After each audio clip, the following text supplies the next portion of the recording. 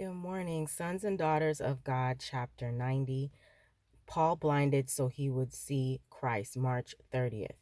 And Ananias went his way and entered into the house, and putting his hands on him, said, Brother Saul, the Lord, even Jesus that appeared unto thee in the way as thou camest, hath sent me, that thou mightest receive thy sight and be filled with the Holy Ghost. Acts 9:17.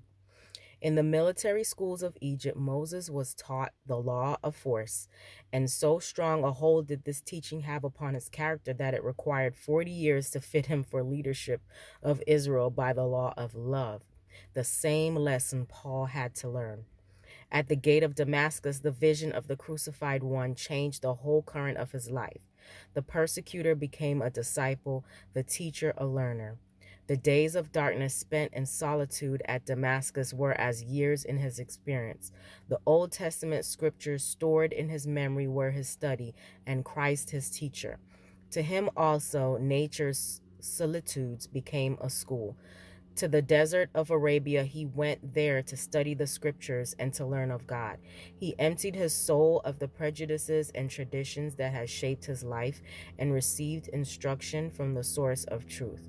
His afterlife was inspired by the one principle of self-sacrifice, the ministry of love. I am a debtor, he said, both to the Greeks and to the barbarians, both to the wise and to the unwise. While he possessed high intellectual endowments, the life of Paul revealed the power of a rarer wisdom, principles of deepest import, principles concerning which the greatest minds of his time were ignorant, are unfolded in his teachings and exemplified in his life. He had that greatest of all wisdom, which gives quickness of insight and sympathy of heart, which brings man in touch with men, and enables him to arouse their better nature and inspire them to a higher life.